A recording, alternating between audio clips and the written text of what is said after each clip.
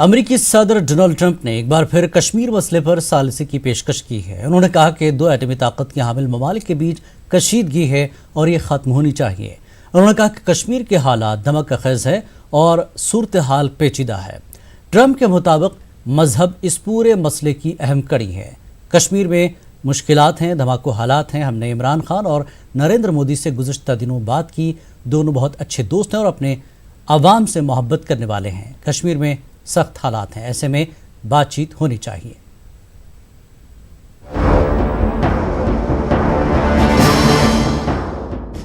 मशहूर कहावत है, दूध का जला छाछ भी फूंक फूंक कर पीता है।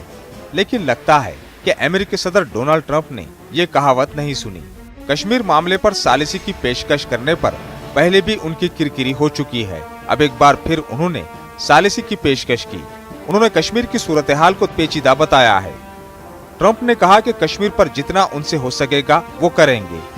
ट्रंप के मुताबिक एटमी ताकत के हामिल दो ममालिक के दरमियान कशीदगी है जो कम होनी चाहिए। And Kashmir is a very complicated place. You have the Hindus and you have the Muslims, and I wouldn't say they get along so great. And frankly, it's a very explosive situation. I spoke to Prime Minister Khan. I spoke with yesterday also Prime Minister Modi. They're both friends of mine. They're great people. They're great people, and they love their countries. And they're in a very tough situation. Kashmir is a very tough situation. And, you know, we're talking about this has been going on for decades and decades. But there's tremendous problems between those two countries, as you know. And I will do the best I can to mediate or do something. Great relationship with both of them, but they are not exactly friends at this moment. Complicated situation. A lot has to do with religion. Religion's a complicated subject. ख्याल रहे कि सदर Trump ने गुज़िश्ता दिनों हिंदुस्तान और पाकिस्तान के वज़राए आज़म से phone पर बात की थी। उन्होंने कशीदगी कम करने पर खुसूसी जोर दिया था और खित्ते में अमन बरकरार रखने की बात कही थी। ज़राए के मुताबिक सदर ट्रंप और वज़ीर-ए-आज़म नरेंद्र मोदी की फ्रांस में होने वाले G7 इजलास में मुलाकात हो सकती है। माना जाता है कि हिंदुस्तान अमेरिका से पाकिस्तान पर दबाव बनाने के लिए कह सकता है, क्योंकि पाकिस्तान LOC पर कशीदगी को बढ़ावा देने, दरअंदाजों को हिंदुस्तानी हुदूद में धकेलने की ताक में है। Bureau report, news 18 Urdu.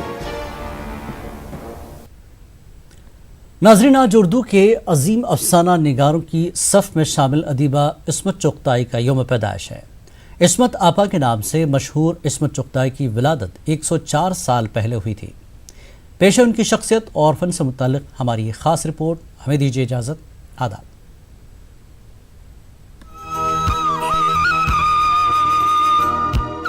इस्मत चुग़ताई को उर्दू अदब में तानीसियत की पेशरू होने का एजाज़ हासिल है। उन्होंने उस जमाने में औरत की आज़ादी, जिनसी रवैयों और समाजी जुल्म सितम पर बेखौफी से लिखा, जब मर्द के तसल्लुत वाले माशरे में इस किस्म की तहरीरों को मायूब समझा जाता था। उनका ताल्लुक उत्तर प्रदेश के मशहूर शहर बदायूं से था, जहां वो 21 अगस्त 1915 को पैदा हुईं। वो अपने वालिद मिर्जा कसीम बेग चुग़ताई और वालिदा नुसरत खानम की 10 औलादों में 9वें नंबर पर थीं। वो अपने दूसरे नंबर के बड़े भाई और उर्दू के मुमताज़ नावल निगार और मिजाह निगार मिर्जा अजीम बेग चुग़ताई से बहुत ज्यादा मुतासिर थीं, जो उनके अदबी उस्ताद भी थे। शुरू से उनका रुझान तरक्की पसंद तहरीक की तरफ था और वो 1936 में अंजुमन तरक्की पसंद मुसन्निफीन की पहली कॉन्फ्रेंस में भी गई थी, जो लखनऊ में मुंशी प्रेमचंद की सदारत में मुनक़िद हुई थी। वहां उनकी मुलाकात उर्दू की मशहूर तरक्की पसंद अफसाना निगार रशीद जहां बेगम से हुई, जिन्होंने उनको औरतों के मसाइल पर हकीकत पसंद कहानियां लिखने की तरगीब दी। इस्मत चुग़ताई ने सबसे पहले फसादी के उन्वान से एक ड्रामा लिखा, जो मशहूर अदबी रिसाले साक़ी में छपा, जो इतना उम्दा था कि कई लोगों ने समझा कि अजीम बेग चुग़ताई ने बदले हुए नाम से ये ड्रामा छपवाया है। इस्मत के एक अफसाने का नाम काफिर था। इसके बाद वो बाकायदगी से लिखती रहीं। 1942 में उन्होंने एक बूढ़े नवाब की जिनसी तौर पर नाआसूदा बीवी के किरदार पर मशहूर अफसाना लिहाफ तहरीर किया, जो उर्दू अदब में अपनी किस्म का पहला अफसाना था। लिहाफ से हर तरफ खलबली मच गई। इस्मत बम्बई चली गईं, जहां इन्होंने शाहिद लतीफ़ से शादी कर ली, जिसके खास गवाह मशहूर आलम अफसाना निगार और फिल्मसाज ख्वाजा अहमद अब्बास थे। शाहिद लतीफ़ उन दिनों फिल्मों के लिए मुकालमा निगारी कर रहे थे। बाद में इस्मत भी मैदान में आ गईं। शाहिद लतीफ़ ने उनके नावल जिद्दी पर इसी नाम से एक फिल्म बनाई जिसका स्क्रीन प्ले इस्मत ने ही लिखा और फिल्म कामयाब रही। 1950 में इस्मत ने फिल्म आरज़ू की कहानी, स्क्रीन प्ले और मकालमे तहरीर किए। फिल्म सोने की चिड़िया की कहानी भी इनकी लिखी हुई थी। क्लासिक फिल्म गर्म हवा इन्हीं के एक अफसाने पर बनाई गई थी। फिल्म जुनून और फिल्म महफिल के भी मकालमे लिखने के साथ फिल्म जुनून में इन्होंने बुजुर्ग एंग्लो इंडियन खातून का अहम किरदार अदा किया जिसे बेहद सराहा गया। इस्मत के अफसानों के कई मजमूए शाया हुए जिनमें बदन की खुशबू, बड़े शर्म की बात, चोटें, चिड़ी की दुक्की, छुई मुई, दो हाथ, दिल की दुनिया, एक बात वगैरह शामिल हैं। इस्मत चौटाई के लिखे हुए खाकों और इनकी सरगुज़श्त को भी शोहरत मिली जो कागजी है पैरहन के उन्वान से 1992 में शाया हुई। मगर अफसोस इससे चंद माह कबल 24 अक्टूबर 1991 को इस्मत चौटाई का इंतकाल हो गया। इन्हें अपनी जिंदगी में कई बड़े एजाज मिले जिनमें Ghalib award, national film award, Filmfare award, Padma Shri award काबिल जिक्र हैं। Bureau report, news 18 Urdu.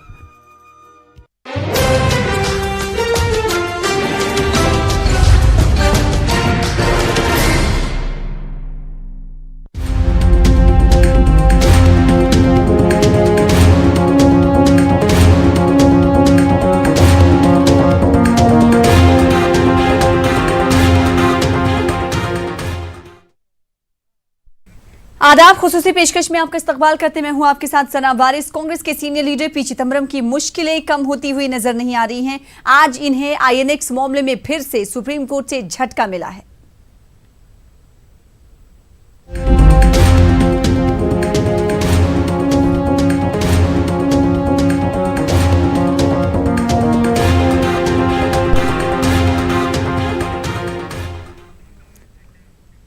Supreme court से पी चिदंबरम को राहत नहीं मिली है। जस्टिस रामन्ना ने पेशगी जमानत अर्जी का मामला चीफ जस्टिस के पास भेज दिया है।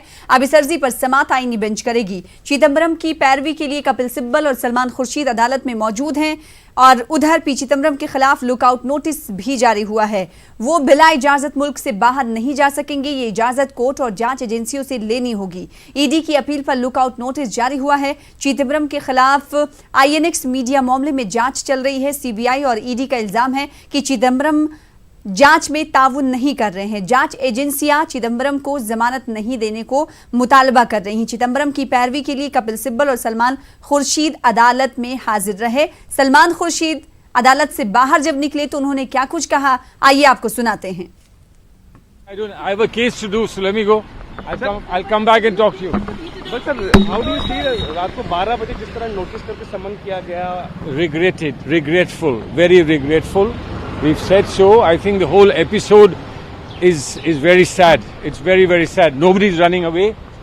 The law will take its course. Nobody's running away. But you have to have some.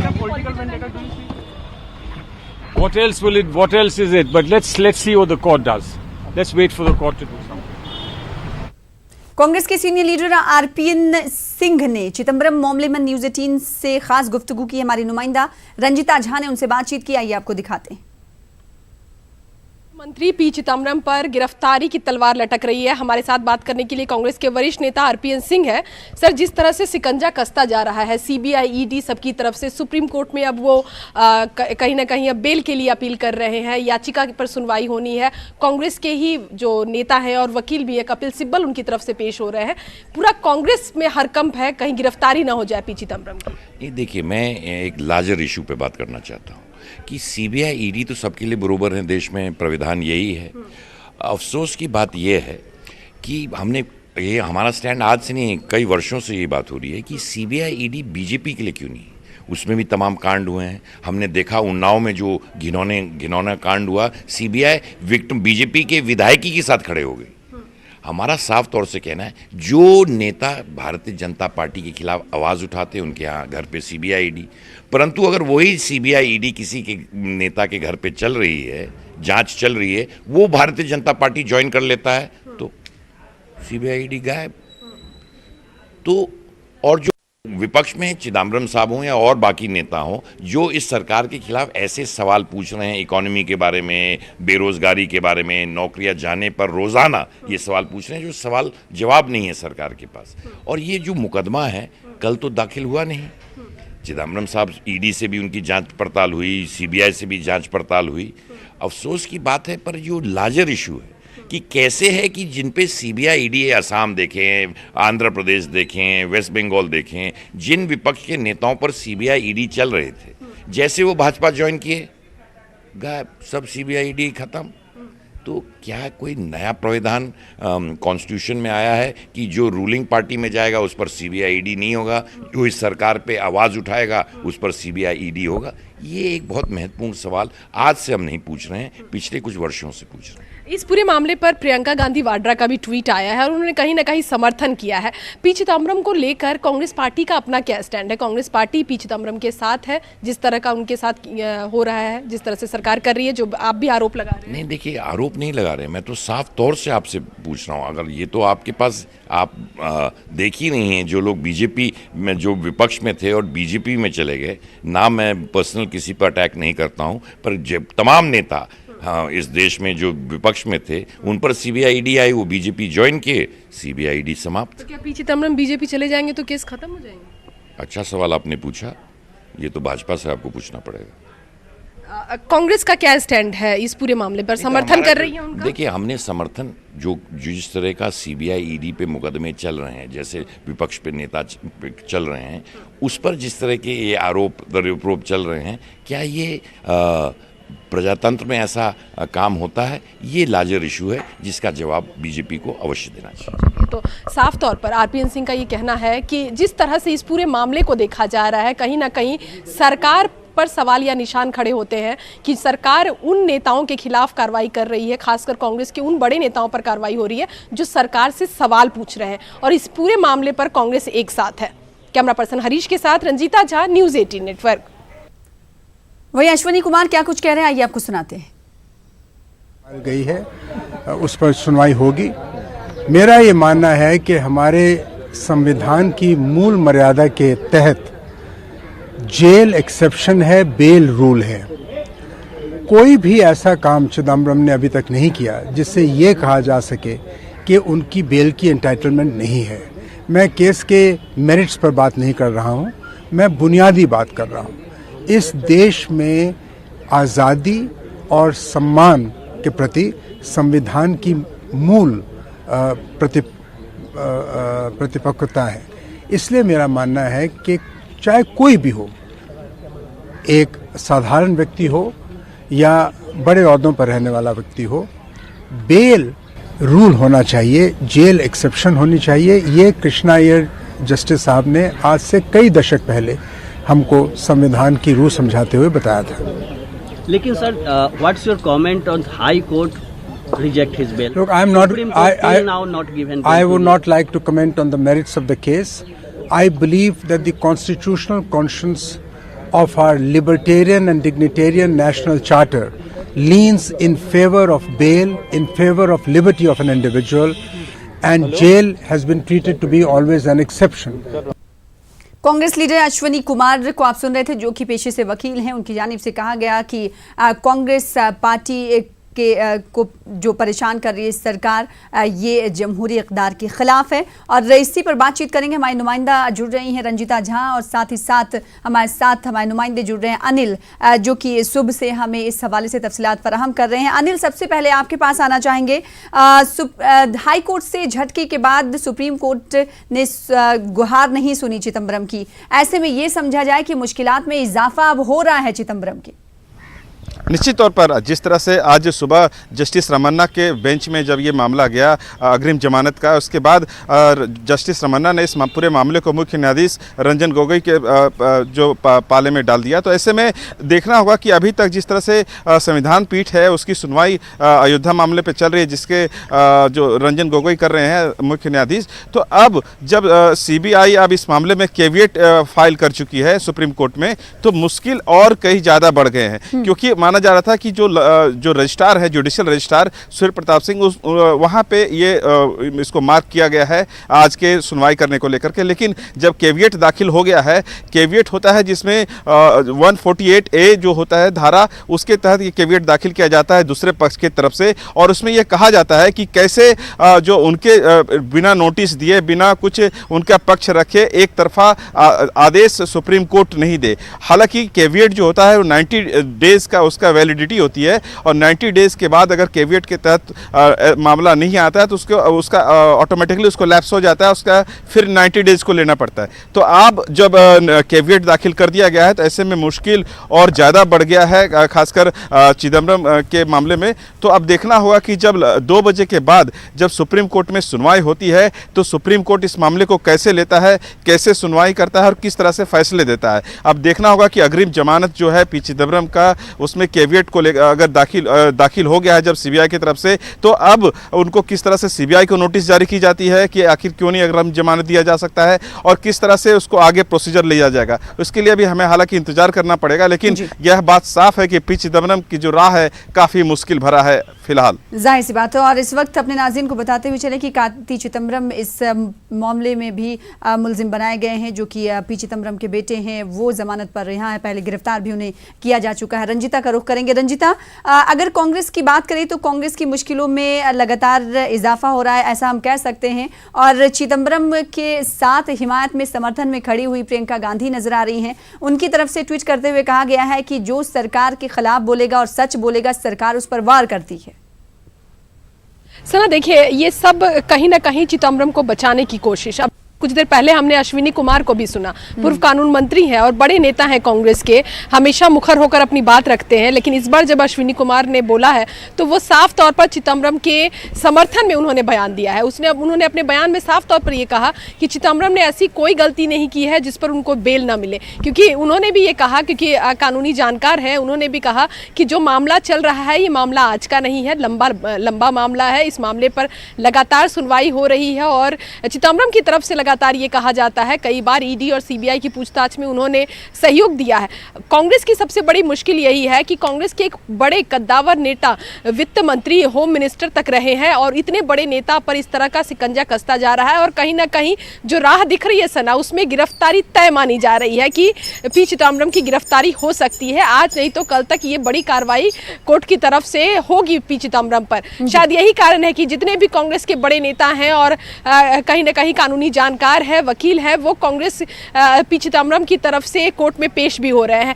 Congress इस पूरे मामले को पोस्टरिंग करने की कोशिश कर रही है, राजनीतिक रूप देने की कोशिश कर रही है। जितने भी बयान अब तक हमने देखे, चाहे वो आरपीएन सिंह का बयान देखें, अश्विनी कुमार का बयान या फिर प्रियंका गांधी के ट्वीट को, ये कहीं ना कहीं राजनीतिक तौर पर इसे जोड़ा जा रहा है। साफ तौर पर उनका आरोप सरकार पर है कि सरकार से जो दूसरी विपक्षी पार्टियों के नेता सवाल करते हैं तो उसके विरोध में जो है वो उन पर कार्रवाई होती है। ईडी और तमाम जो एजेंसियां हैं वो उनके पीछे छोड़ दिया जाता है। दलील के तौर पर देखिए, आरपीएन सिंह ने भी कहा कि क्या उन्नाव का मामला इतना बड़ा मामला नहीं था, उन्नाव के साथ जो सीबीआई कर रही थी, सीबीआई आरोपी के साथ खड़ी थी।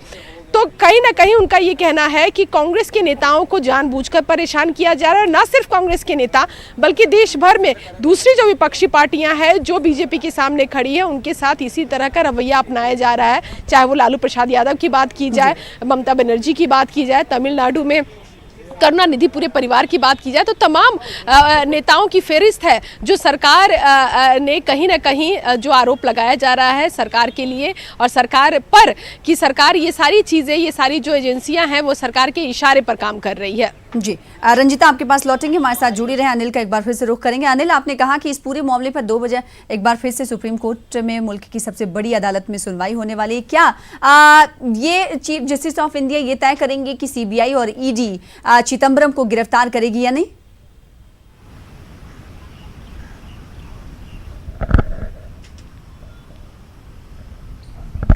अनिल, आपको आवाज हमारी मिल पाई हो? अगर नहीं मिल पाई हो, हाँ, जी, अगर नहीं मिल पाई हमारी आवाज, हमारे सवाल आप नहीं सुन पाए, आवाज आ रही है, एक बार आप फिर से सवाल करिए। 2 बजे आपने कहा कि अदालत में, मुल्क की सबसे बड़ी अदालत में सुनवाई होने वाली। हम जानना चाह रहे हैं कि ये सुनवाई किस ताल्लुक से है? क्या इस सुनवाई में सुप्रीम कोर्ट ये तय करेगी कि सीबीआई और ईडी को चिदम्बरम को गिरफ्तार करना है या नहीं? जी, मैं आपको बता दूं, आपकी आवाज़ स्पष्ट नहीं आ रही है, लेकिन जहां तक केवियट पिटीशन जो फाइल किया गया है सीबीआई की तरफ से, उसके इससे राह तो मुश्किल हो गई है। जो जुडिशियल प्रोसीजर कोड है 148A के तहत ये केवियट फाइल किया जाता है किसी पक्ष के तरफ से, और उसमें यह बताया जाता है कि जो दूसरा पक्ष है वो उनके पक्ष में किसी तरह का ऐसा आदेश ना दे कोर्ट जब तक उनके पक्ष को नहीं सुन लिया जाता। तो सीबीआई चाहती है कि इस मामले को अब जो है अग्रिम जमानत फिलहाल नहीं दिया जाए, और जो उन्हें गिरफ्तार करने का जो एक जो नोटिस जारी किया गया है वो उसे नोटिस के तहत उनके गिरफ्तारी दी जाए, और उनसे पूछताछ करने के लिए सीबीआई चाहती है कि वो पी चिदम्बरम उनका सहयोग करे, और पी चिदम्बरम सीबीआई पहुंचकर या सीबीआई के गिरफ्त में आकर के उनके सवाल का जवाब दे। लेकिन आईएनएक्स का जो मामला रहा है वो जो निश्चित तौर पर एक अनियमितता का मामला था। जब वित्त मंत्री थे पी चिदम्बरम, उस समय भी जब ये लिमिटेशन था कि 5 करोड़ रुपए तक का वो इन्वेस्टमेंट ले सकते थे, लेकिन 305 करोड़ रुपए का इन्वेस्टमेंट आया, यानी 300 करोड़ रुपए का यहाँ पे अनियमितता देखी गई। और दूसरी तरफ ईडी भी इस मामले में पूरी तरह से मनी लॉन्ड्रिंग यानी धन शोधन के रूप में केस दर्ज की हुई है। तो ये राह इतना आसान नहीं है चिदम्बरम के लिए, लेकिन राह जब अग्रिम जमानत यहाँ खारिज हुआ था हाई कोर्ट में, इसके बाद जब सुप्रीम कोर्ट में यह मामला गया है, तो निश्चित तौर पर यह जब केवियट अब फाइल हो गया है तो आसान नहीं है, अब मुश्किलें और ज़्यादा बढ़ गई है। अब जो कपिल सिब्बल हैं, वकील हैं और वरिष्ठ नेता भी हैं कांग्रेस के, तो अब किस तरह से अपना पक्ष रखते हैं सुप्रीम कोर्ट में, अब ये देखना होगा जब 2 बजे के बाद सुनवाई सुप्रीम कोर्ट में होती है। जी ठीक है, आपके पास लौटेंगे, रंजिता का रुख करेंगे। रंजिता, सीबीआई ने पी चिदम्बरम के घर पर नोटिस भी चस्पा किया है, नोटिस लगाया है कि 2 घंटे में चिदम्बरम जो है पेश हो। ये सवाल अलग है, और तमाम जो कांग्रेस के लीडरान हैं वो कह रहे हैं कि फंसाया जा रहा है चिदम्बरम को, तो क्यों नहीं पी चिदम्बरम आकर सामने साफ कर देते हैं, क्यों नहीं इस हवाले से बातचीत करते हैं, ईडी के सवालों का जवाब देते हैं, उनका क्यों नहीं सामना करना चाहते हैं? सर, निश्चित तौर पर देखिए, बात कहीं ना कहीं अनिल ने जो बताया कि मामला लंबे समय से चल रहा है और मनी लॉन्ड्रिंग से लेकर तमाम जो अनियमितता है वो इस पूरे केस में दिख रहा है। इसी केस के तहत उनके बेटे की भी गिरफ्तारी हुई, उनको भी बेल मिला। पी चिदम्बरम का नाम है, उनकी पत्नी का नाम इसमें लगातार शामिल होता रहा है, तो कहीं ना कहीं पूरा परिवार इसमें शामिल हुआ है, नामजद है इस पूरे मामले में। तो सवाल अब ये खड़ा होता है कि जब कल ईडी और पहले ईडी और उसके बाद सीबीआई की दोनों ही टीम पी चिदम्बरम के यहाँ जोरबाग, दिल्ली स्थित जोरबाग जो उनका रेसिडेंस है, जो उनका जो जहाँ वो रहते हैं, निवास स्थान है, वहाँ उनके नोटिस, वहाँ जो टीम है वो पहुँची थी। और जब वहाँ पी चिदम्बरम नहीं मिले, उसके बाद एक नोटिस चिपकाया गया है उनके घर के बाहर कि 2 घंटे के अंदर वो ईडी या सीबीआई के सामने पेश हो और जो भी सवाल जवाब है सहयोग करे उसमें, नहीं तो उनकी गिरफ्तारी हो सकती है। तो जाहिर तौर पर अब तक जब पी चिदम्बरम नहीं है, तो तमाम जो मीडिया और अलग अलग जगहों से जो सवाल उठकर आ रहे हैं वो ये कि पी चिदम्बरम आखिर है कहाँ। इतना बड़ा आरोप और इतनी सारी चीज़ें, और सबसे बड़ी बात, कांग्रेस इस बात को ना तो पचा सकती है और ना ही बिना बोले रह सकती है। यही कारण है कि कुछ नेताओं को पार्टी लाइन तय की गई है और नेताओं को कहा गया है कि वो मीडिया में पार्टी की राय रखें। साफ तौर पर देखिए, कानूनी कार्रवाई अपनी तरफ और कांग्रेस की जो अपनी स्ट्रैटेजी है वो अपनी तरफ। कांग्रेस इस पूरे मामले को चिदम्बरम के साथ नहीं बल्कि इसको लार्जर पर्सपेक्टिव में देखने की कोशिश कर रही है और इसको राजनीतिक रंग देने का काम कर रही है। कांग्रेस से जब वन लाइनर ये पूछा जाता है कि क्या वो पी चिदम्बरम के साथ है, क्या उनको इस पूरे मामले में कहीं भी पी चिदम्बरम या उनके परिवार की कोई अनियमितता नहीं दिखती है, इस सवाल का जवाब कांग्रेस के किसी भी नेता के पास नहीं है। उनका साफ तौर पर यह कहना है कि ये कानूनी मसला है, कानून अपना काम कर रही है, कोर्ट सुनवाई करेगी। लेकिन जिस तरह से जितनी जल्दी, क्योंकि देखिए सवाल कहीं ना कहीं उठाना कांग्रेस के लिए भी लाजमी है, पार्टी के लिए भी लाजमी है कि जब इतना बड़ा मामला है, जब जज ये कह रहे हैं कि एक बड़ा मामला है, मनी लॉन्ड्रिंग का मामला है, तो इतने समय से जब सुनवाई चल रही थी तो इस पर अब तक एक्शन क्यों नहीं लिया गया। और अचानक से 2 दिन के अंदर ऐसा क्या हुआ कि ईडी की टीम, सीबीआई की टीम एक एक कर जो पी चिदम्बरम है उनके आवास पर पहुंचती है और जब वो वहां नहीं मिलते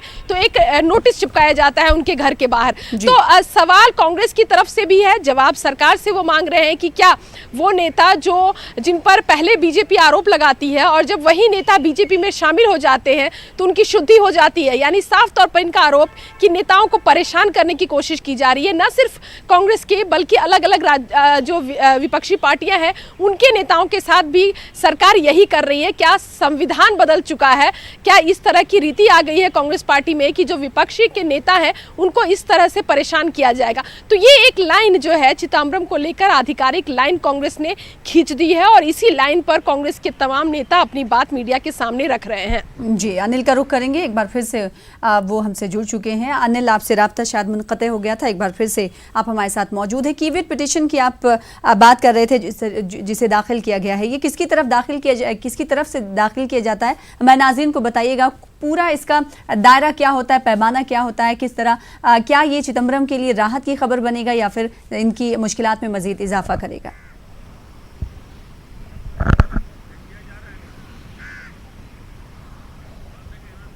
अनिल को शायद हमारी आवाज नहीं मिल पा रही है। अनिल, आप सुन पा रहे हैं हमें?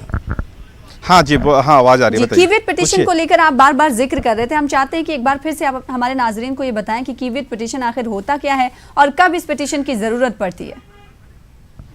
जी, मैं आपको बता दूं कि आपकी आवाज़ अभी भी स्पष्ट नहीं आ रही है, लेकिन जहां तक कैविएट की बात है तो कैविएट जब अब दाखिल हो गया है तो अब सुप्रीम कोर्ट संभव है कि अब इसको सीबीआई को नोटिस जारी कर सकती है, उनसे सवाल पूछ सकती है कि आखिर क्यों नहीं अग्रिम जमानत दी जा सकती है। इसके अलावा जहां तक पी चिदम्बरम के याचिका की जहां तक का सवाल है, याचिका में भी यह भी कहा गया है कि राज्यसभा के वो सांसद हैं, वो एक सम्मानित सांसद है, केंद्रीय मंत्री रहे हैं, लिहाजा वो विदेश नहीं भाग सकते। हालांकि ईडी ने लुकआउट नोटिस जारी किया हुआ है। याचिका में यह भी कहा गया कि जो चिदम्बरम साहब है वो 8 जून 2018 को सीबीआई के सामने पेश हुए थे और उनके सवालों का जवाब दिया था।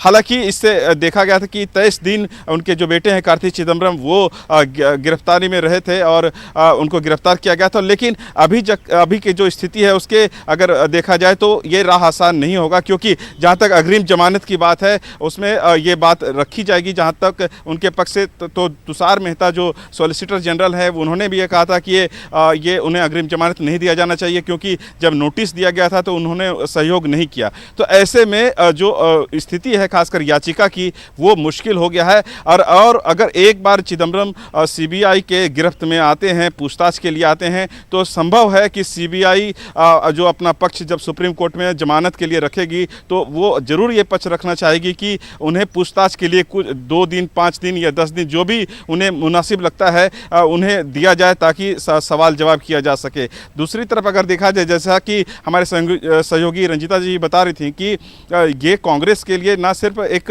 कानूनी मसला है बल्कि पूरा एक राजनीतिक मामले में भी देखा जाए, एक ब्रॉड पर्सपेक्टिव में देखा जाए तो एक उनके लिए काफ़ी डेंट करता है, क्योंकि भ्रष्टाचार से जुड़े मामले हैं। और जब 2014 में मोदी सरकार पहली बार जब आ रही थी तो यही एक बड़ा मसला था भ्रष्टाचार को लेकर के, क्योंकि एक काफ़ी उन्होंने कई मंचों पे प्रधानमंत्री मोदी जब उस समय उम्मीदवार थे उस समय भी उन्होंने कई मंचों पर उठाया था भ्रष्टाचार को लेकर के, और कई ऐसी चीज़ें लेकर के आई थी। आज उसी की कड़ी में ये में जो देखा जा रहा है कि चिदम्बरम के खिलाफ कार्रवाई की जा रही है। जी रंजिता, जिस तरीके से हम जान रहे हैं कि कानूनी मामले को कांग्रेस जो है सियासी मुद्दा बनाने की कोशिश कर रही, कहीं ये मुद्दा कांग्रेस के लिए गले की हड्डी ना बन जाए आगे आने वाले दिनों में?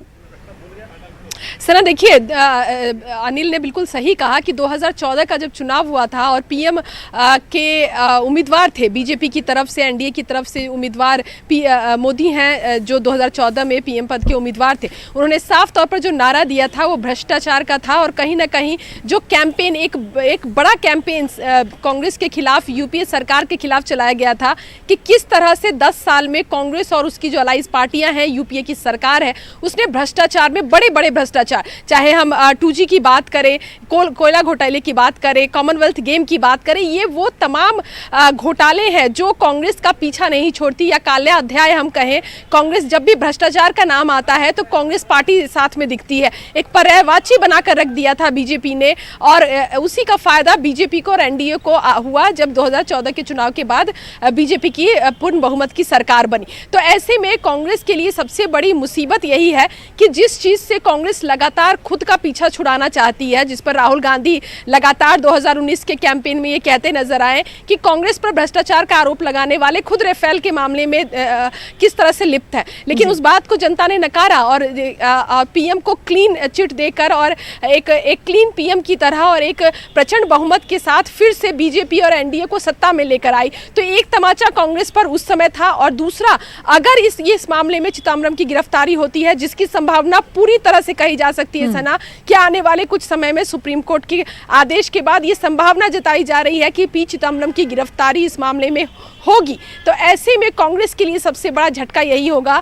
कांग्रेस किस तरह से अपना फेस सेव कर पाएगी। क्या कांग्रेस सिर्फ इसे एक राजनीतिक रंग देगी और ये कहेगी कि क्या अब कोर्ट भी सरकार की तरफ से काम करती है, क्योंकि ये एक बड़ा आरोप कांग्रेस के लिए भी होगा और कांग्रेस को इस पर अपनी सफाई तैयार रखनी पड़ेगी, क्योंकि जब गिरफ्तारी होगी, जब कोर्ट का आदेश होगा तो कोर्ट के आदेश पर सवाल उठाना कांग्रेस पार्टी को भी कहीं ना कहीं खतरा है, कांग्रेस पार्टी भी ये नहीं कर सकती है।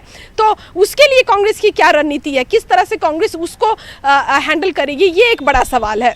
जाहिर सी बात है, अब देखना ये होगा कि जब आईनी बेंच इस पूरे मामले पर समाअत करेगी, क्योंकि आज गुहार चिदम्बरम की नहीं सुनी गई है इस मुल्क की सबसे बड़ी अदालत में और झटका मिला है, राहत नहीं मिली है और इस पूरे मामले को आईनी बेंच के सुपुर्द कर दिया गया है। अब आईनी बेंच इस पूरे मामले की सुनवाई करेगी और सुनवाई में ये तय किया जाएगा, चीफ जस्टिस ऑफ इंडिया ये तय करेंगे कि चिदम्बरम की गिरफ्तारी ईडी करे, सीबीआई करे या ना करे।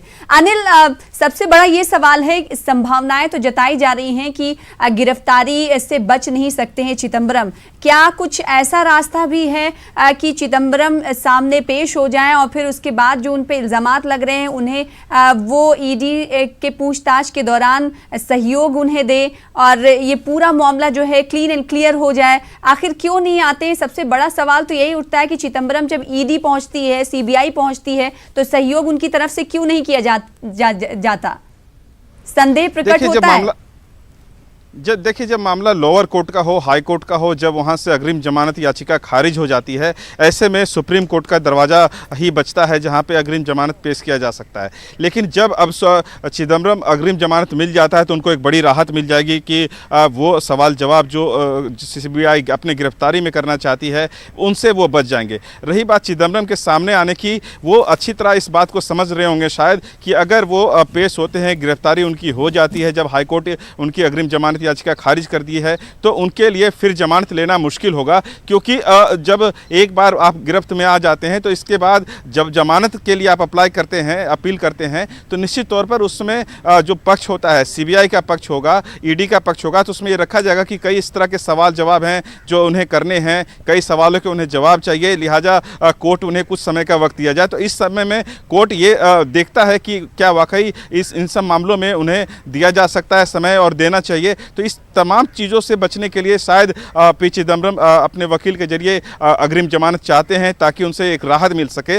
और मुझे जहां तक लगता है कि जब इस तरह से कानूनी दावपेच में जब अगर गिरफ्तारी होती है तो कहीं ना कहीं इससे सबसे ज़्यादा फायदा भाजपा को होगा। जो विधानसभा चुनाव होने हैं 3-4 राज्यों में, सबसे ज़्यादा फायदा वहां होगा, क्योंकि बार बार इस भाजपा इस मामले को भुनाने की कोशिश करेगी, चाहे वो भ्रष्टाचार के तौर पर या दिखाने की कोशिश करेगी, या बताया जाएगा कि किस तरह जो कांग्रेस की सरकारें वहाँ पे यूपीए की सरकारें काम कर रही थी, भ्रष्टाचार में लिप्त थी, अपने लोगों को फ़ायदा पहुँचाने की कोशिश कर रही थी, चाहे वो मनी लॉन्ड्रिंग के तौर पर हो या वित्तीय अनियमितता के तौर पर। तो निश्चित तौर पर कांग्रेस के लिए एक बड़ा डेंट साबित हो सकता है अगर गिरफ्तारी होती है तो। और अगर अग्रिम जमानत मिल जाती है सुप्रीम कोर्ट से, जो थोड़ा मुश्किल लग रहा है कैविएट पिटिशन फाइल करने के बाद, तो उसमें देखना होगा कि पिटिशन फाइल करने के बाद अगर मुश्किल है तो उनके लिए राह बहुत मुश्किल आने वाले समय पर देखने को मिल सकता है। और अग्रिम जमानत अगर मिल जाता है तो फिर पी चिदम्बरम को बड़ी राहत मिल सकती है। रंजिता, कांग्रेस के लिए काफी मुश्किल भरी घड़ी है,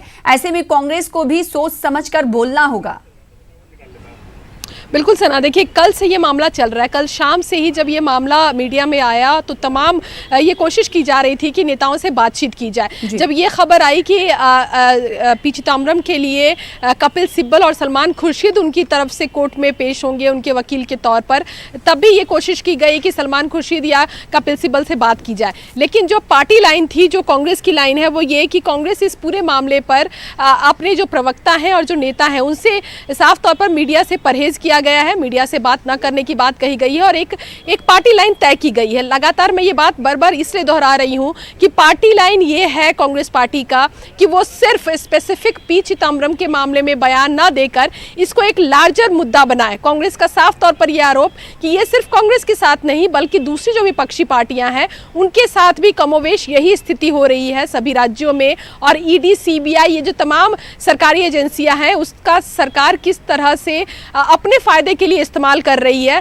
जब उनके नेताओं पर किसी तरह की बात होती है, उन्नाव केस क्योंकि ताज़ा केस है और जिस तरह से उसमें पूरा मामला आया है उसको कांग्रेस काउंटर के रूप में लेकर आई है। कांग्रेस के नेता ये कहते नजर आ रहे हैं कि उन्नाव मामले में सीबीआई तो आरोपी के साथ खड़ी थी, तो क्या सीबीआई का जो मापदंड है वो विपक्षी पार्टियों के लिए अलग और सरकार के लिए अलग है?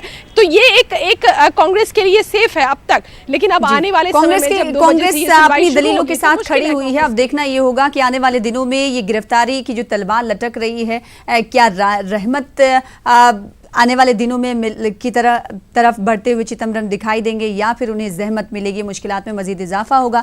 लेकिन जो संभावनाएं जताई जा रही वो यही कि गिरफ्तारी से बच नहीं सकते चिदम्बरम। बेहद शुक्रिया आप दोनों का, अनिल आपका भी, रंजिता आपका भी हमारे साथ जुड़ने के लिए और तफसील से इस मुद्दे पर बातचीत करने के लिए। फिलहाल इसी के साथ मुझे दीजिए इजाजत, आदाब।